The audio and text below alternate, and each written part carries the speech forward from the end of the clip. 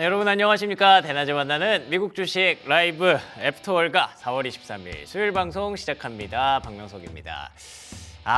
진짜 얼마 만인지 모르겠어요. 이렇게 편안하게 릴렉스하면서 방송을 시작할 수 있는 게 정말 얼마 만인지 모르겠습니다. 매일매일 긴장하고 막 이게 문제인데 저건 어떻게 해야 되나요? 저건 문제인데 이건 어떻게 해야 되나요? 이런 얘기만 하느라 참 여러분들에게 뭐 저희가 죄송한 건 아니지만 본의 아니게 좀 죄송하게 생각을 하면서 방송을 했었는데 오늘은 뭔가 조금 편안하게 할 수 있지 않을까 기대가 됩니다. 근데 꼭 이렇게 좀 풀어지면 꼭 화가 있더라고요. 다음에 뭐 물론 지금 아시죠 다들 당장 안심할 때는 아니라는 거 뭐 저보다 여러분들이 더 잘 알고 계실 거라고 생각하기 때문에 그래도 오늘 하루만큼은 조금 즐기면서 오늘 방송 1시간 동안 함께 해주시면 고맙겠습니다.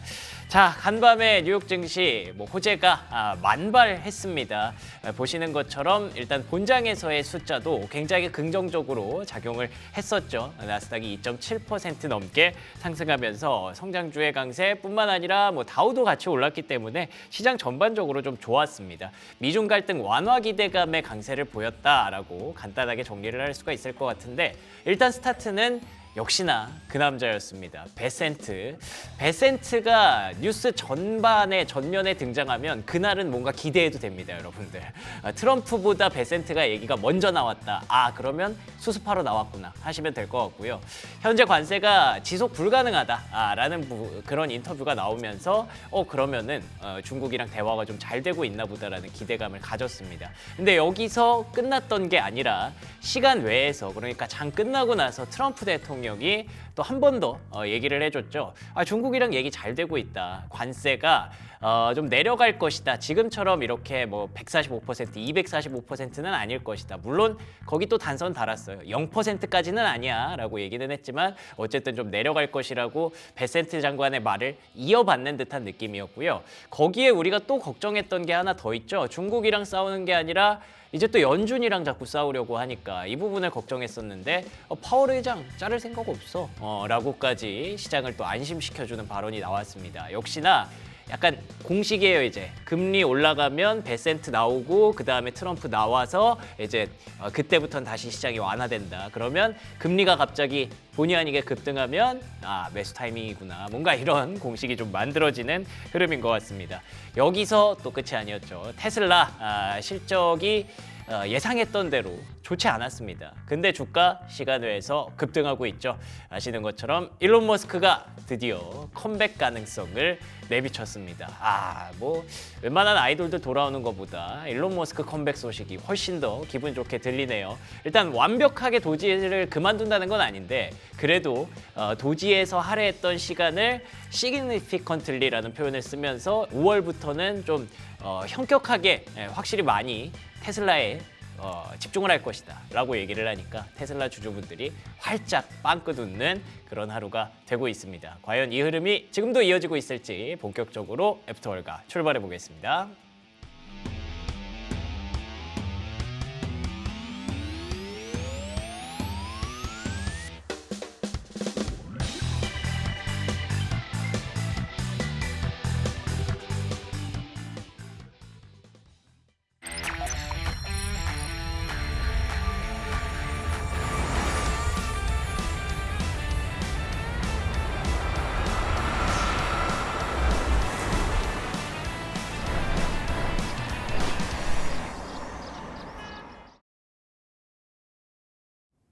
네, 수요일 애프터월가 시작합니다. 오늘 함께하는 두 분 미주미 장우석 부사장 그리고 김준영 연구원 나오셨습니다. 안녕하십니까? 네, 반갑습니다. 네, 반갑습니다. 부사장님 채팅창에 어떤 분이 이런 얘기를 해주시네요. 점심에 한동안 짜장 보통만 먹었는데 오늘은 곱빼기 만두 추가 해도 되겠습니까? 예, 가능해 보이는데요. 가능해 보이고 오늘 같은 날이 또 있을까 싶은 게 세 분이 어쩌면 같은 날 이렇게 얘기를 좋게 합니까? 그러게요. 저 이해가 안 되는데 혹시 일론 머스크, 베센트, 트럼프가 짠 게 아닌가 싶은 것도 있고 이제 가장 뛰어난 말씀은 트럼프인데 네. 해임할 의도가 없었다. 파월을요? 그렇죠. 아니 파월을 해임하자 했고 또 그 루저라고 표현했는데 네. 이 거짓말인가 싶기도 하고. 아니, 뭐 루저는 루저인데 루저인데 자르지는 못하니까. 아니 해임을 하고 싶어 했잖아요. 예, 그렇죠. 예, 저희가 오해한 거 아닌가 싶은데 하여간 오늘 같은 날 되게 좋은 것 같고 기본적으로 어떤 큰 약간의 바닥을 다지는 모습이 나온 걸로 보이기 때문에 오늘 하루까지 좋을 것 같다. 말씀 다시 한번 드립니다. 예, 네. 그러니까 사실 이런 분위기가 흔치 않았어요. 뭐 본장에서 분위기 좋았던 거 거기까지 오케이. 그 다음에 이제 시간 외에 혹시 또 누가 뭐 어디서 뭐 터트리지 않을까 이런 거 맨날 걱정했었는데 본장에서의 흐름 좋았던 걸 그대로 이어받아서 시간 외까지 이렇게 기분 좋게 해주니까 야 이런 날은 뭐 만두 빼갈은 아직까지는 모르겠어요. 예, 거기까지는 조금 아직 낮이니까 자제하시고요. 김준영 연구원도 나오셨는데 채팅창에 막 드립이 만발합니다. 김준영 연구원의 그 셔츠 단추 얘기가 좀 있는데 셔츠 단추는 아무나 이렇게 풀을 수 없다 뭐 이런 얘기가 있을 정도로 항상 그 단정한 모습을 오늘도 기대한다라는 얘기가 있습니다.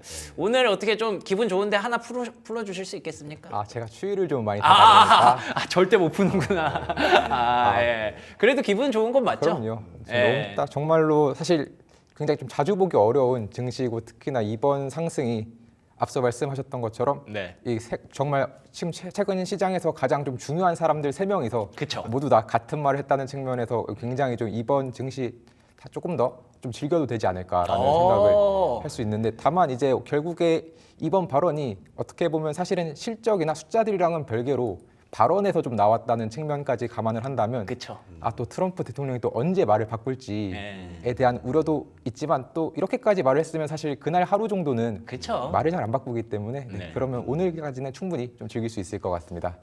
좋습니다. 흔히 얘기하는 그 현타라는 말씀 있죠. 현타? 세 분이 현타가 온 게 아닌가 싶어요. 올 때 됐죠. 올 때 된 것 같고 그 사실은 이제 베센트가 했던 말 머지않은 미래에 일단 중국과 회담이 된다는 건데 사실 그 이후에 어떤 내각부에 있는 분이 머지않은 미래가 오래 걸린다는 걸 하기 때문에 약간의 좀 빠질 것 같았는데 뒤어 나왔던 트럼프 말이 또 올라오면서 얘기했기 때문에 좋아지고 있는데 트럼프가 얘기했던 말 있지 않습니까? 의미 있는 관세가 내려갈 것 같다 얘기했는데 빵은 아닌 것 같다. 그렇죠. 그 빵과 그 사이에 어떤 숫자가 나올지 모르겠지만 적어도 조금 떨어지지 않겠나 기대감이 있는 거 아니겠습니까? 너무 다행스럽다고 보시면 좋을 것 같아요. 근데 이것도 사실 트럼프 입장에서는 말씀하신 그 현타가 왔다라고 느껴지는 게 한 발짝도 물러날 생각이 없어 보였잖아요. 그렇죠. 근데 어쨌든 내려갈 수 있다라고 표현을 한 거는 본인의 자존심을 조금이나마 내려놓은 거 아니겠습니까? 어떻게 보세요? 네, 특히나 이제 이번 발언 중에 하나가 상당히 내려갈 것이라고 했기 때문에 상당히.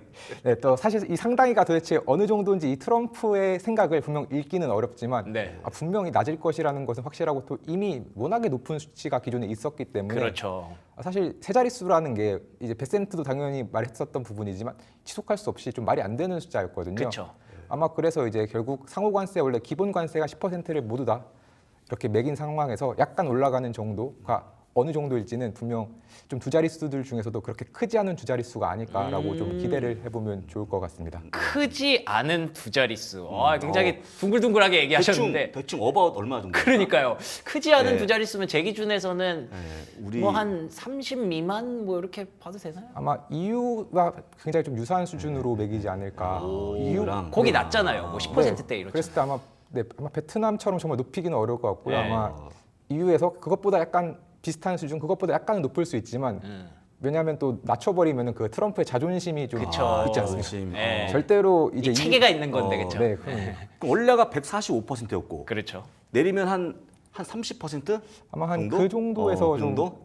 거기서 왔다 갔다 하지 않을까 싶습니다. 근데 말이 좀 그렇지만 너무 트럼프 말이 너무 추상적이에요. 맞습니다. 그러니까 사실 보면 추상적이기 때문에 말을 또 엎을 수 있는 상황도 있다. 그래서 일단 긴장을 늦출 수 없지만 오늘 나왔던 기사 보게 되면 일단 마음이 좀 바뀐 걸로 보인다는 거 확실한 거 아니겠습니까? 맞습니다. 두 분 말씀해 주신 대로 진짜 중요한 사람 3명이 나와서 중요한 얘기만 콕콕 집어서 했어요. 우리가 걱정했던 중국과의 트러블, 그리고 연준과의 트러블, 그리고 도지를 언제 그만둘 것이냐, 이렇게 3개가 진짜 너무 듣고 싶었던 얘기들을 다 해줬기 때문에 뭐 오늘까지는 다른 걱정보다는 시장을 보고 좀 즐기면 좋지 않을까라는 생각이 드는데요. 지금 지수 선물의 흐름 즐길만 합니까? 어떤가요? 예, 즐기만 하고요. 제가 본 거는 지금 프리마켓, 애프터 마켓인데 보시게 되면 다우가 플러스 1.14%, S&P 500 1.47%, 나스닥 1.62%로 마치 본장처럼 아, 올라가고 있죠. 대단합니다. 대단하고 오랜만에 있고 보는 이 초록빛. 진짜 진짜 엄청 강하게 이게 급등이에요, 급등. 그렇죠. 급등이죠. 지수 선물인데 이제, 이 정도면. 급등인데 보시면 되고 시간의 주가도 보시게 되면 야, 이게 시간의 주가입니다. 야.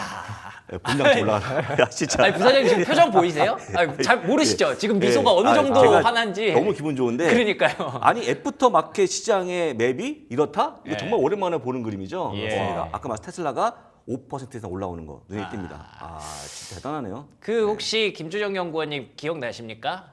테슬라를 사면 안 되는 이유라고 저희 만미주 채널 쇼츠에 올라가 있는데. 네. 예. 정확하게 이제 말씀을 드리면 애플과는 다른 아, 그렇죠, 그렇죠. 애플과는 상황이 다른이었지만 예. 그러네. 다만 그 상황 자체가 다른 거는 조금 더 이제 여전히 좀 유효한 부분이 있기 때문에 네. 네, 그 부분을 살펴봐야겠지만 또 결국 그 다른 상황이라는 것은 어떻게 보면 일론 머스크에게 매겨진 하나의 과제이기 때문에 사실 과제는 그냥 잘 해결해서 또 문제를 풀면 되지 않겠습니까? 그리고 자신이 또 그런 걸 좀 풀 수 있다는 거를 이번에 시장에서 보여준 것이 이번 증시로 이런 주가로 나타나고 있기 때문에 앞으로 과연 또 어떤 식으로 이 문제를 실제로 해결해 나갈지도 계속해서 주목해서 보시면 좋을 것 같습니다. 네. 그리고 그때 항상 부사장님께서 단서를 좀 달아주셨던 게 아니, 지금 이대로 가면 사실 테슬라를 뭐 매력적으로 느끼기가 어렵다. 근데 도지를 그만두면 네, 그러면은 이제 분위기 진짜 달라질 수 있다라고 했는데 물론 그만둔다 얘기는 안 했지만 그래도 그에 비슷한 뉘앙스를 예, 풍기긴 그렇죠. 했어요. 예. 어젯밤에도 얘기했고 그게 유일한 방법이죠. 예. 지금 현재 시장 어느 안 좋으니까 그래서 제가 볼 때는 일단은 그만둘 것 같기도 하고 그러게요. 그만두는 게 아니고 지금 일주일에 한 번 나간다는 정도? 아, 한 번, 그래요? 두 번이니까 네. 아직 그만둔 게 아니기 때문에 그만두는 것도 임박했다고 보시면 좋을 것 같고 지금 쉽게 얘기하면 실적을 올릴 만한 요인이 이거 외에는 없다. 이거 외에는 없죠. 뭐 지금 솔직한 얘기로 저가 모델 나오지만 너무 오랫동안 거짓말 하지 않았습니까? 네, 제가 볼 때 도지가 가장 빠르고 그만두면 아마 완전히 그만두면 추가도 올라갈 수 있지 않을까 생각합니다. 좋습니다. 테슬라에 대해서는 저희가 키워드 토크에서 네. 좀 더 자세하게 얘기를 나눌 예정이니까 간단하게 시간의 종목들 중에는 저 이거 좀 궁금하더라고요. 오클로. 그러니까 샘 얼트먼 CEO가 오클로의 의장 자리에서 내려온다고 갑자기 선언이 나오면서 오클로 주가가 지금 급락을 하고 있더라고요. 이게 약간 오클로 샘 얼트먼만 믿고 투자하신 분들 굉장히 많을 텐데 네. 되게 아쉬운 소식이에요, 그렇죠? 네, 확실히 이제 결국에 오클로가 좀 내려가는 것은 워낙에 모든 그 기업이 어떻게 보면 기업의 기술력이나 기업이 가지고 있는 뭐 영업 능력 같은 것을 좀 보고 투자가 될 필요가 있었는데 워낙 그 샘 알트먼 한 명에게 사실 집중되어 있다 보니 좀 생긴 문제고요. 왜냐하면 또 오늘 지금 시간 내에서 보시면 이 뭐 컨스텔레이션 에너지라던가 아니면 뭐 GE 보노바라던가 이런 원자력 테마의 좀 주요 기업들은 여전히 시간 내에서 괜찮아요? 네, 긍정적인 모습을 보이고 있고 또 어제도 좋은 모습을 보였기 때문에 이번 사안은 이제 어떤 오클로라는 정확하게 얘기해서 원자력이라는 하나의 테마가 문제가 생긴 것이 아닌 이제 예. 그냥 샘 알트먼이라는 한 명의 인물로 인해서 생긴 이슈라고 그쵸. 보시면 좋을 것 같습니다.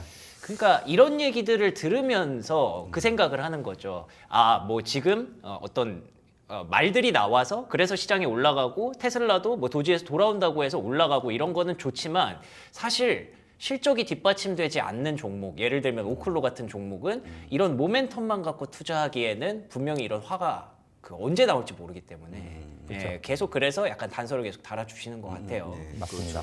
근데 말씀하신 오클로가 급락이 마이너스 2.97%가 급락인지는 지금 2.9까지 올라왔어요? 많이 올라왔죠. 그러니까 그렇게 크지 않고 어차피 오클로에 대한 부분이 이미 운영이 다 잘 되기 때문에 네. 샘 알트만 그만두는 거는 그게 크게 악재가 아닌 것 같다. 아, 그래요? 네, 아, 라고 제가 보는 것 딱 같죠. 처음 그 얘기 나왔을 때 10% 넘게 빠지는 거 봐가지고. 혹시 29.7% 본 거 아니죠? 그건 아니었어요. 아니죠. 예, 예, 10%대였는데 많이 올라왔네요. 많이 올라왔습니다. 많이 지금. 낙폭을 많이 줄였네요. 올라왔어요. 예, 다행입니다. 다행입니다. 예.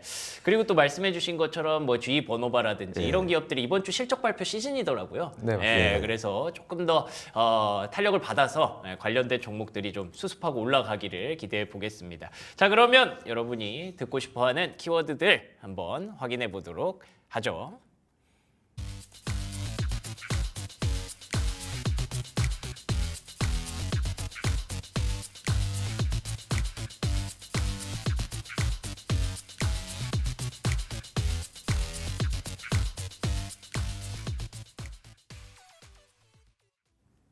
네, 키워드 탑5 확인해 봤고요. 첫 번째 키워드는 뭐 일단 초반부터 너무 흥분하면 그러니까 일단은 조금 워워하고 가겠습니다. 이런 긍정적인 재료들이 나오기 전에 어제 장 시작하기 전에 나왔던 내용들인데 IMF에서 미국에 대한 경제 성장률 전망치를 거의 1% 가까이 떨어뜨렸더라고요. 이거는 관세 영향이겠죠? 네, 결국에는 이제 관세 영향이라고 보시면 좋을 것 같습니다. 원래 이제 기존에는 2.7%의 성장을 예상을 했었는데 그것을 이제 1.8%로 0.9%포인트 하향을 했는데요. 네. 이번에 발표에서 좀 주목해서 볼 만한 점이 확실히 관세 때문이라는 것을 확연하게 알 수 있는 게 이번 이 리포트 성장률 전망치를 발표를 하면서 관세로 인해서 급하게 20일 만에 자신들의 어떤 전망치를 변경을 할 수밖에 없었다라고 했습니다.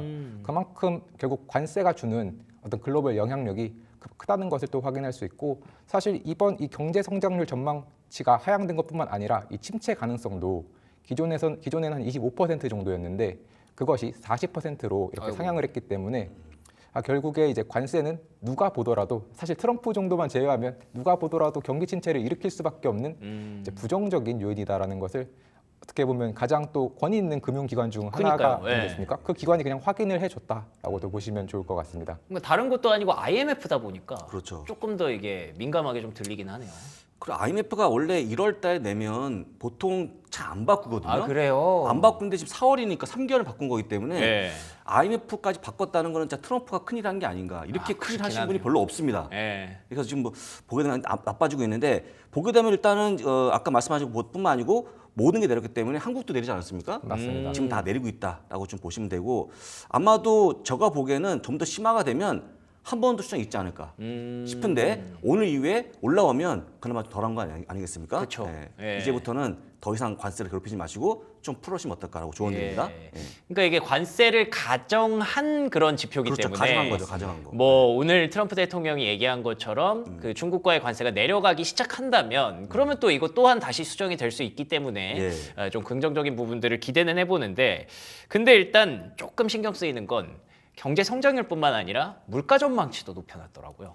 네, 맞습니다. 이제 물가도 확실히 조금 높였고 특히 이 IMF도 높였지만 IIF라고 국제금융협회가 있는데 국제금융협회가 미국이 한 3분기에 경기 침체가 올 수 있을 것 같다라고 발언을 하면서 물가 상승률을 한 4.6%, 4.6이요? 네, 4.6%까지 올리고 오히려 그리고 3분기와 4분기 모두 경제 성장률을 좀 마이너스를 좀 제시를 하기도 했는데요. 예. 네, 3분기는 한 0.8% 그리고 4분기도 0.3% 마이너스가 있을 수 있다라고 좀 제시를 했던 만큼 이 부분 좀 함께 좀 어느 정도 유의를 하실 필요는 있겠지만 분명한 건 이게 다 관세가 반영된 것이기 때문에 관세가 만약 일어나지 않는다면 그렇죠. 3분기에 다시 한번 또 플러스로 얼마든지도 갈 수 있어서 좀 어떻게 보면 여전히 이 관세가 앞으로도 올해 전체를 봤을 때 여전히 시장을 이끌고 갈 수밖에 없는 주요한 테마다라는 것을 보시면 좋을 것 같습니다.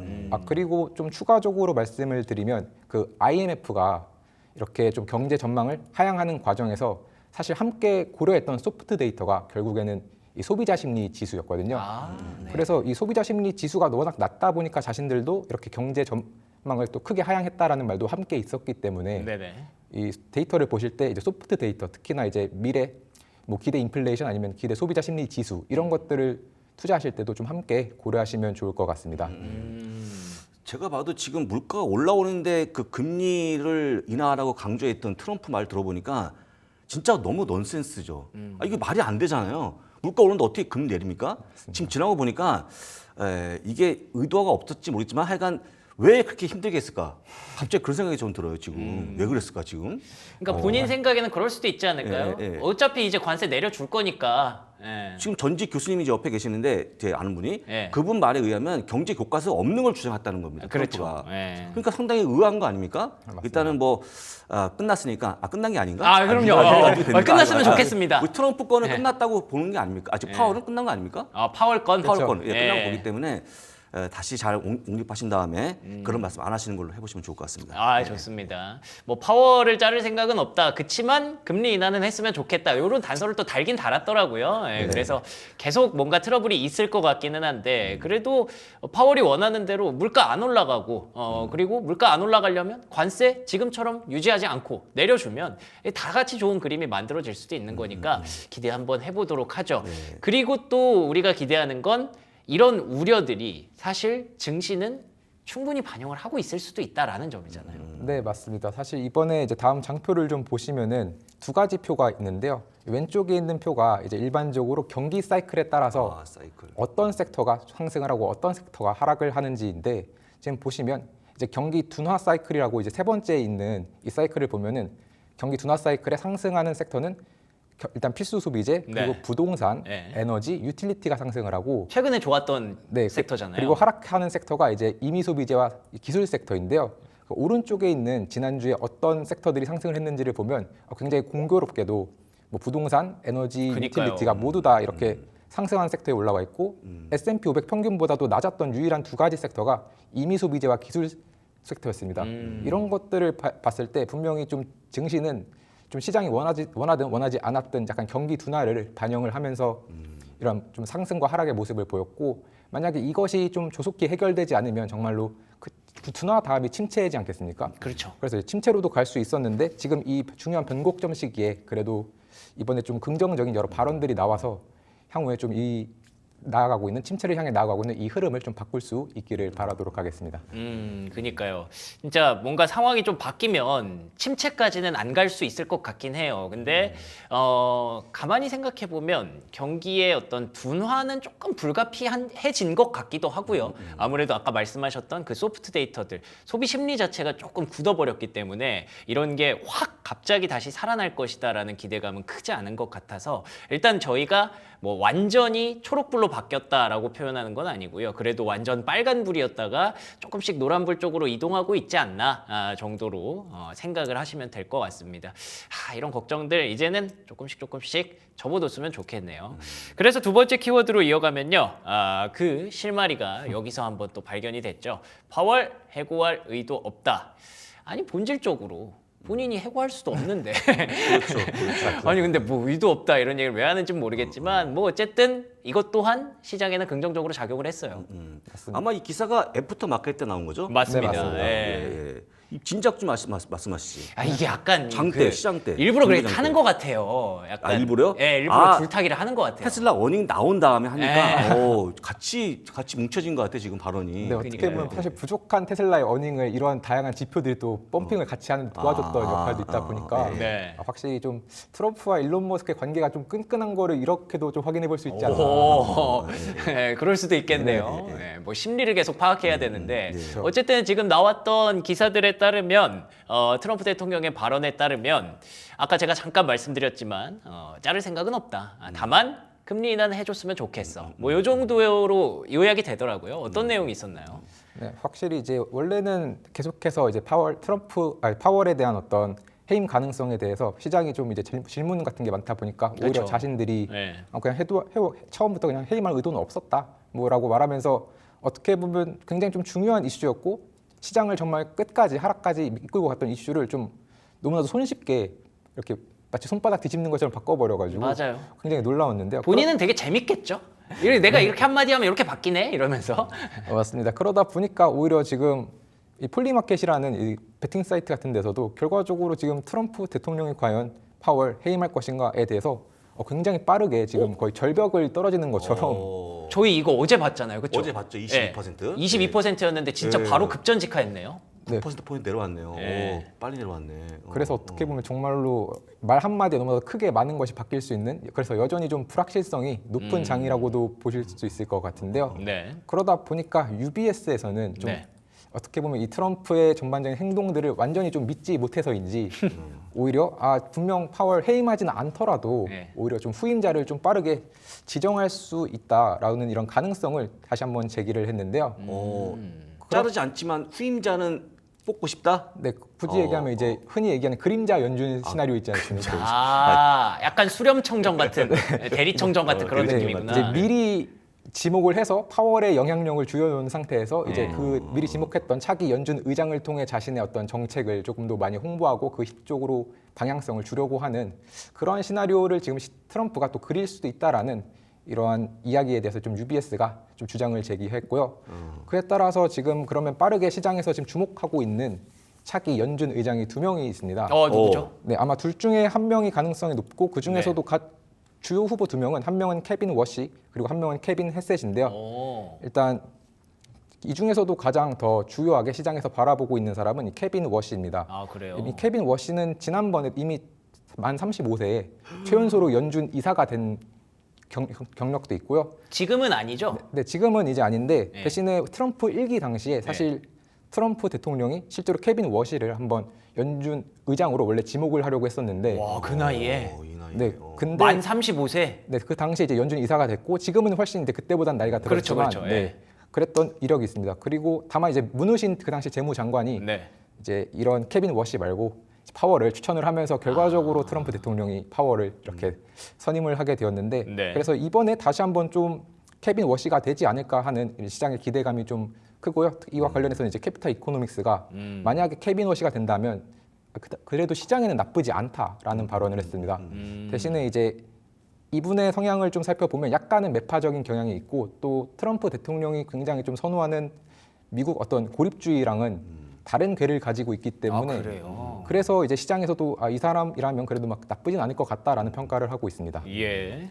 고립주의와는 좀 차별화될 수 있다. 옆에 있는 케빈 헤셋은 지금 최악의 인물로 평가받고 있는데. 저도 헤셋 네. 저 사람은 많이 예. 들어봤어요. 몇 이분이 번. 경제자문위원회 위원장인데 그렇죠. 이분을 보니까 케빈 워시가 월등해 보여요 지금. 아. 이런 의도 아닙니까? 이런 의도 불 붙여놓고. 헤셋이 어떤 인물이죠?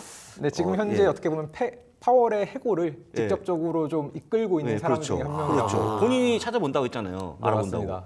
야 그분이 되면 말이 안 되는 거고. 근데 지금 두 분에서 보게 되면 워시가 훨씬 강한 그렇죠. 반등이 뽑힐 가능성이 크겠네요. 네, 맞습니다. 그래서 아마 시장에서도 지금은 어떻게 보면 이번에 좀 오늘 이제 파월 해고를 하지 않겠다는 발언이 나왔지만 사실 예. 어제 그래도 증시도 좀 긍정적이었지 않습니까? 그쵸. 그 어제 긍정적인 이유 중에 하나도 이제 좀 새로운 후보가 나왔는데 생각보다는 그래도 생각보다. 충격적이진 아, 않겠다라는 그것도 있었구나. 네. 네. 그런 의견도 같이 있었습니다. 상대성으로 이렇게 같이 올려 보이는 효과. 그렇죠. 그러면 헤셋이라는 인물은 뭐 지금 뭐 굳이 우리가 궁금해할 필요는 없는 거죠? 네, 맞습니다. 예, 이 두 사람이 후보라고 해서 그리고 또 사실 시간도 아직 자를 거 아니면은 1년은 넘게 남은 거니까 그렇죠? 그쵸. 예, 그냥 이런 얘기들이 있었다 정도로만 아시면 될 것 같고 케빈 워시라는 인물은 어쨌든 트럼프의 뭐 단점을 조금 보완해 줄 수 있는 사람이 될 수도 있을 것 같아요. 왜 스캇 베센트가 계속 그런 인물로서 지금 자리매김한 것처럼 케빈 워시도 만약에 들어오게 된다면 조금 시장에 대해서는 긍정적인 영향을 줄 수도 있겠다라는 생각이 들어서 트럼프가 가만 보면은 되게 머리를 잘 써서 사람들을 임명하는 것 같기도 해요. 네. 머리를 잘 쓰는 것보다는 우연의 일치로 아, 되는 그래요? 거예요. 우연인가? 아니, 왜냐면 머리가 좋은 분이시면 네. 좋은 분이시면은 막말로 그 파워를 다시 이렇게 유지할 때는 솔직히 본인이 잘못 인정하고 그다음에 쓰겠다라고 하면 좋은데 무슨 의도가 없었다라는 식으로 약간의 그 그렇죠. 핑계 대는 듯한 멘트는 제가 별로 좋지 않은 모습이거든요. 제가 볼 때는. 예, 그래서 그쵸. 솔직함이 없는 분 같기도 하고 그리고 어차피 이제 이런 분들은 이제 좀 나오지 않겠죠? 이런 분들은 얘기는 더 이상 네, 안 아마 나오겠죠? 안 나올 가능성이 당분간은 당분간은 네. 안 보이는 걸로. 일단은 이런 상황이 있었다 있었던 정도로만 것까지, 확인하고 넘어가면 될 것 같습니다. 이렇게 넘어갈 수 있는 이유가 이 세 번째 키워드 덕분이죠. 시장이 원했던 트럼프의 백페달, 백페달이라는 표현이 있네요. 그러니까 네. 뭐 쉽게 말해서 은어로 빠꾸했다는 거죠. 맞습니다. 네. 절대 이제 사실 가지 말았어야 할 길인데 원래는 그렇죠. 돌아갈 필요가 없었어야 되는데 돌아가게 만든 어떻게 보면 이 트럼프의 여러 실책들이 있었고요. 네. 특히나 지금 이제 아래에 보이시는 표처럼 정말로 현재 이제 지금 일어나고 있는 관세율이 20% 정도인데 90일만 지나면 30% 혹은 그 이상도 갈 수 있는 이 상황에서 그래도 다시 한번 이제 30%까지는 가지 않도록 백페달을 밟은 이 트럼프의 여러 발언들을 조금 살펴보면 좋을 것 같습니다. 근데 이제 그 중에서도 먼저 이 베센트 재무장관이 결국엔 어떻게 보면 이 긍정적인 시장의 포문을 좀 열었다고도 볼 수 있겠는데 그렇죠.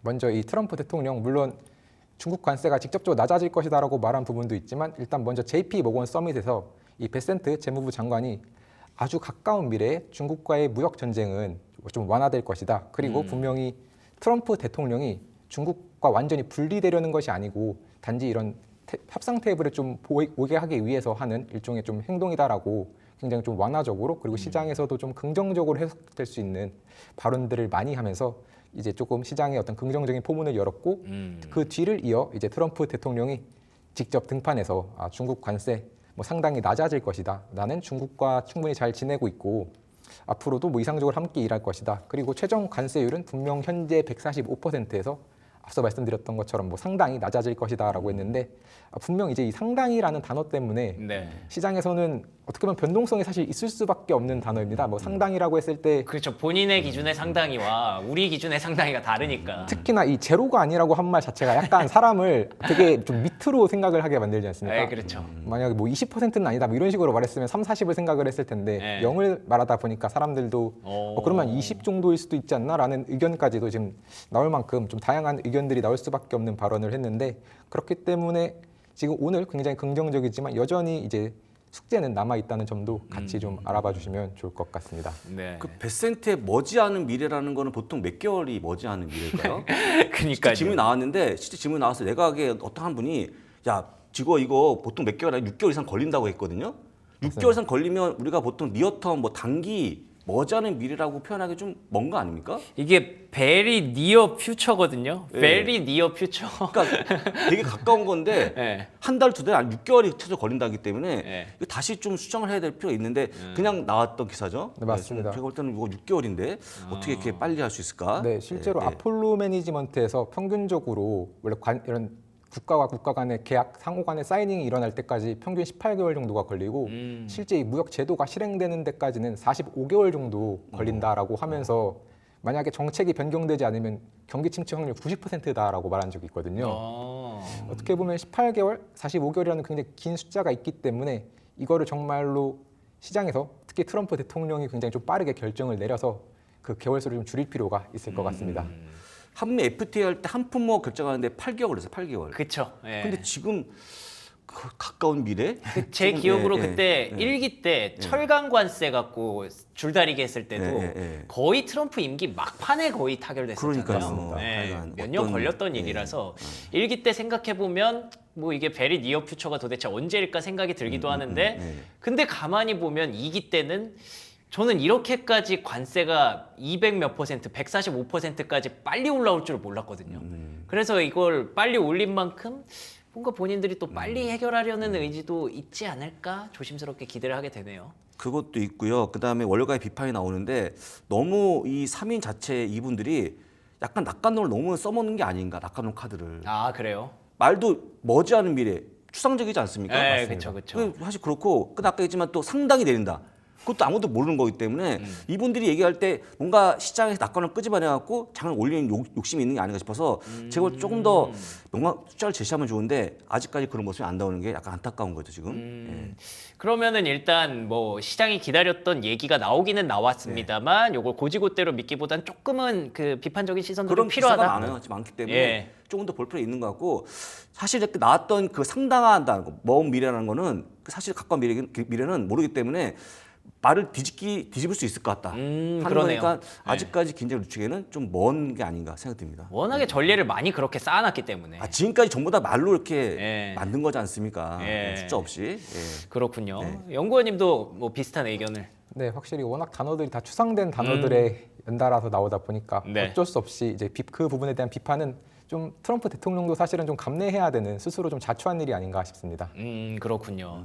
이와 동시에 지금 어찌 됐든 뭐 일본과도 그리고 대한민국과도 이제 내일부터 시작이 될 거고 인도랑도 지금 막전막후 협상이 진행되고 있는 걸로 알고 있는데 이런 쪽에서 혹시 성과 나오는 건 좀 없습니까? 아직 이제 정확하게 계약 체결 자체로 성과가 나오려면 조금 더 시간은 필요해 보이지만 그래도 이번에 미국의 부통령인 JD 벤스가 인도의 모디 총리를 만나서 또 무역 협상과 관련된 좀 상당한 진전이 있다라고 발언을 했습니다. 근데 여기는 왜 벤스가 가가지고 총리랑 만나는 거예요? 역시나 이제 트럼프 대통령은 아무나 잘 만나지 않고 아, 바쁘기 때문에 네, 바쁘시기 때문에 네, 항상 또 그렇군요. 이제 소셜 미디어에 글 올리는데 굉장히 바쁘기 때문에 바쁘죠. 네. 그래서 이제 이번에 벤스 부통령이 갔는데 그래도 전반적으로 이제 이와 관련해서 좀 다양한 이야기들이 나오고 있습니다. 뭐 아마존이나 월마트가 인도에 좀 손쉽게 진입하게 하기 위해서 좀 일부 좀 압력을 행사하고 있다라는 이야기도 있고 그러다 보니까 결과적으로 아마 이번 협상이 끝나게 됐을 때 정말로 테슬라가 인도에 잘 진입하게 되고 또 아마존이나 월마트와 같은 주요 상거래 업체들이 또 잘 진입하게 될 수 있을지 한번 좀 더 살펴보면 좋을 것 같습니다. 특히나 이제 인도라는 시장이 가지고 있는 그 파급력이 워낙에 네. 크다 보니까 이런 주요 IT 기업들이 다시 한번 또 거대한 하나의 성장 모멘텀을 보여줄 수도 있고 그렇죠. 그래서 이번 좀 벤츠와의 협상 좀 잘 살펴보면 좋을 것 같은데요. 그래도 이번에 또 USTI랑 그리고 이 인도의 상무부가 어디까지 협상을 할지 협상 범위는 조정이 끝났다라고 했기 때문에 아마도 이 조정 끝나고 나면 그때부터 협상만 좀 빠르게 하면 되니까 그때부터는 좀 더 빠른 어떤 숫자들이 나올 수 있지 않을까 싶습니다.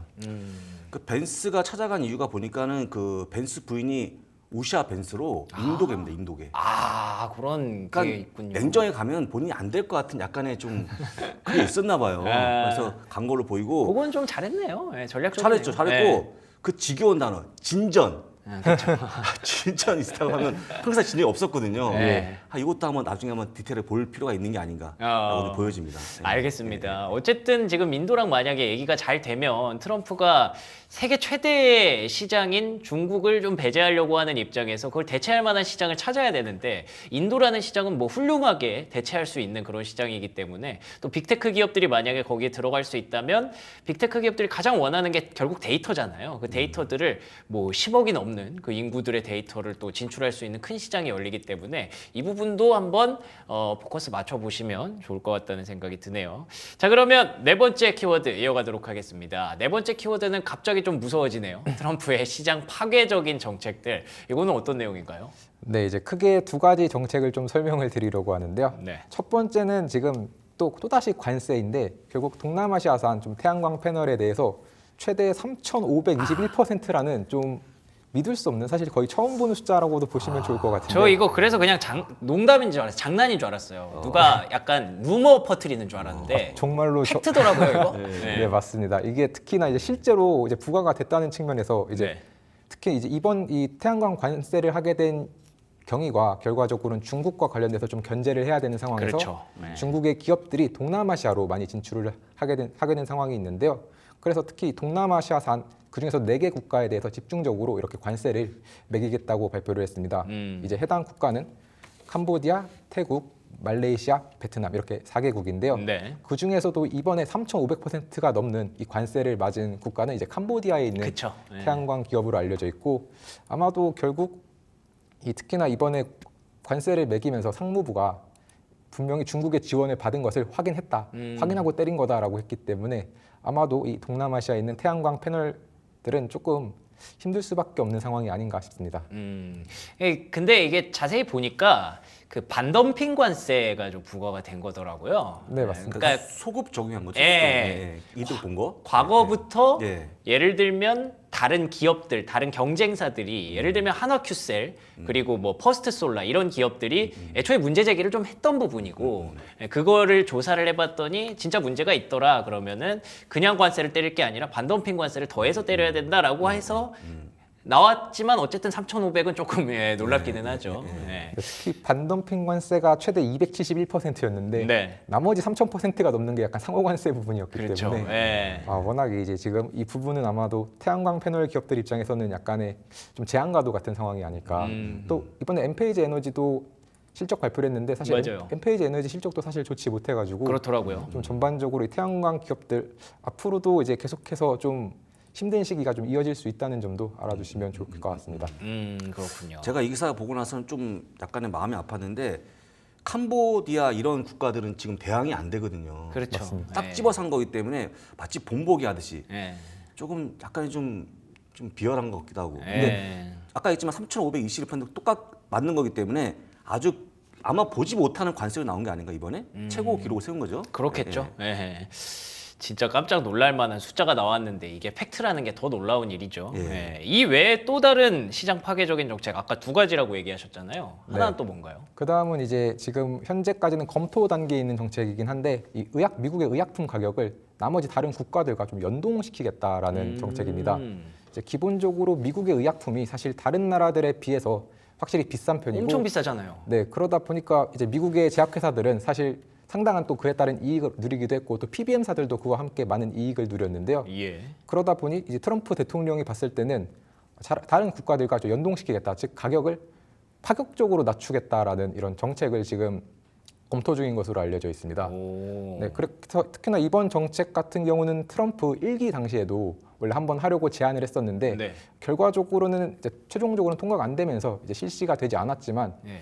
2기는 분명히 지금 1기와는 굉장히 다른 상황이라서 예. 만약에 또 시행이 된다면 굉장히 좀 큰 폭으로 약값이 하락하지 않을까. 그렇다면 헬스케어 기업들, 특히 제약회사들은 굉장히 큰 타격을 입을 수도 있는 이런 정책인데 아니 근데 이게 방법이 있을 거 아니에요. 도대체 어떤 방법으로 약가를 하락시킨다는 거예요? 근데 결국에는 이제 약 가격을 하락시키려면 그 가격 기준이 필요한데요. 예. 그 가격 기준을 이제 해외 기업들과 아마 이제 좀 같이 살펴보면서 그거에 맞게 좀 자르려고 하는 것으로 보입니다. 저거 이렇게 싹둑 자른다고 저거 되는 건 아닌데? 네, 그래서 이제 가격을 보면은 확실히 그래도 미국 약값이 비싸다고 하는 것은 느껴지는 게 뭐 그렇죠. 캐나다 대비해서도 118% 비싸고 뭐 독일 대비 125%, 뭐 영국 대비해서는 155%, 심지어 한국과 비교하면 205%라는 한국 대비해서는 정말 3배로 비싸기 때문에 결국 그거에 맞춰서 가격을 좀 자르게 되면 아마도 이제 제약회사들은 좀 상당한 타격을 받을 수밖에 없다. 이게 다 비용인데. 라는 점이죠. 네. 네. 또 실제로 한 7년간 만약에 정말 이렇게 하게 되면은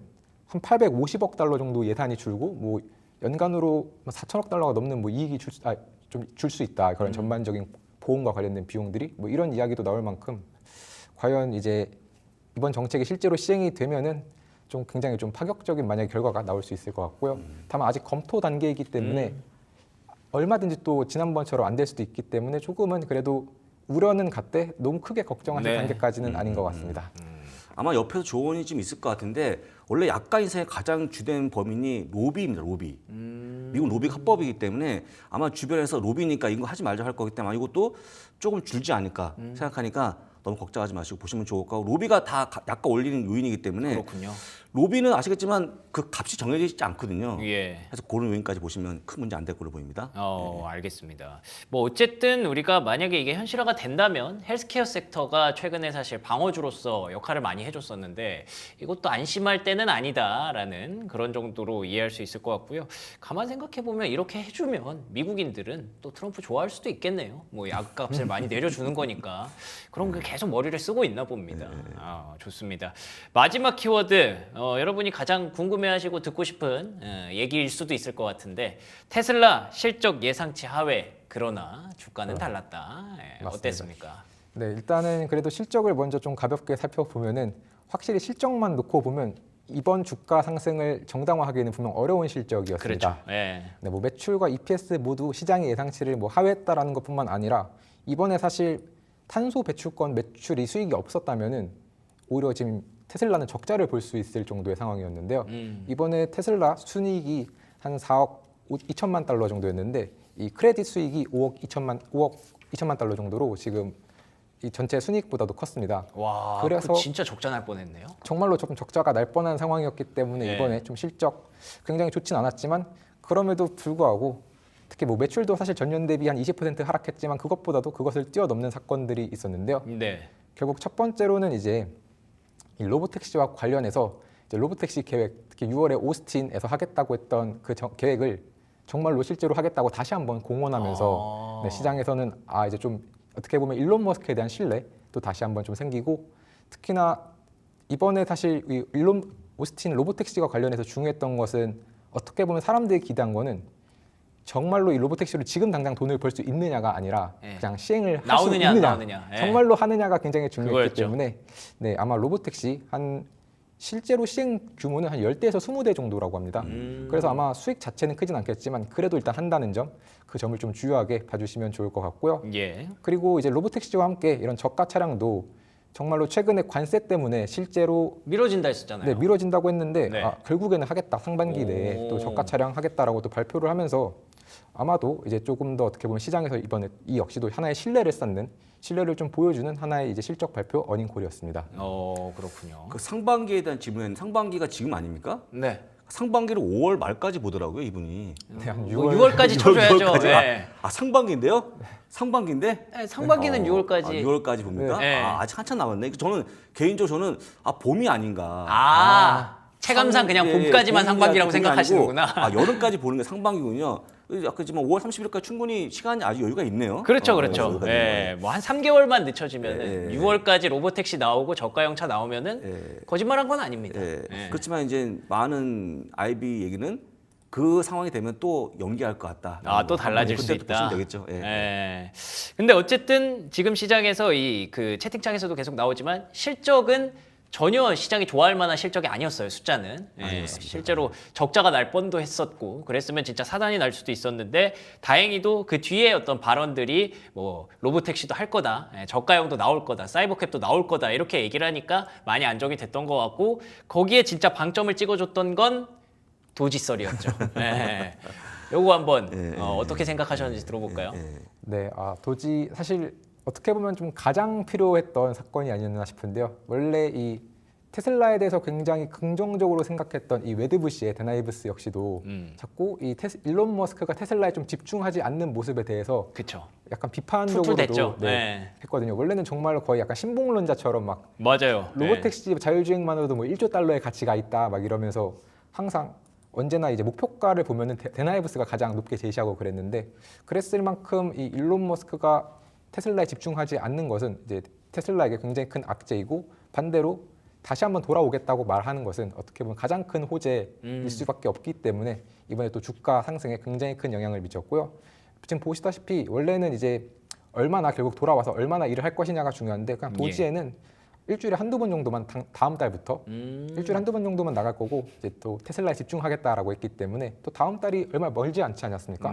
지금 뭐 4월 이제 거의 끝나가고 있기 때문에 그러면 곧 있으면 이제 테슬라에 집중할 수 있는 일론 머스크를 만난다는 점에서 분명히 이 점은 좀 긍정적으로 바라보시면 좋을 것 같습니다. 근데 좀 웃기긴 하네요. 어쨌든 대통령이 임명한 사람인데 지 맘대로 막 나 다음 달부터는 주 한두 번만 나갈게요. 이게 우리나라에서는 가능할까라는 생각도 들긴 하는데 뭐 어쨌든 테슬라 주주분들 입장에서는 쌍수를 들고 환영할 일이죠. 그렇죠. 일론 머스크는 역시 똑똑한 분인데 오늘 인터뷰 때 보니까는 본인은 처음부터 관세를 반대했다. 그렇죠, 그렇죠. 말을 강조해갖고 이분이 이제 뭔가 주주를 생각한 어떤 그런 멘트가 나왔기 때문에 아마 도찌는 지금 주에 한 번이지만 조만간 그냥 내려오지 않을까 저는 그렇게 보기 때문에 아마 걱정은 접으시면 좋을 것 같습니다. 이제부터는. 그러면은 다시 여쭤볼게요. 일단 도지 내려온다는 가정하에는 부사장님은 테슬라에 대한 어떤 투자 의견이 조금 긍정적으로 바뀌나요?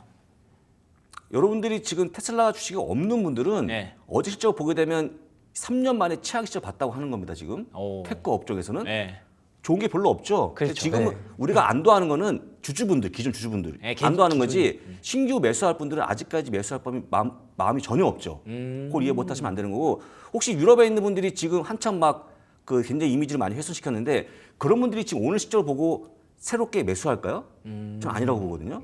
그래서 그런 게 아니고 일단 기존 주주만 좋은 내용이기 때문에 좀 상황을 봐야겠죠. 지금은 좀 좋아지는 거니까 제가 보기에도 바닥은 찌긋한 모습이 나왔기 때문에 그 정도 보시면 좋을 것 같아요. 김준영 연구원님은요?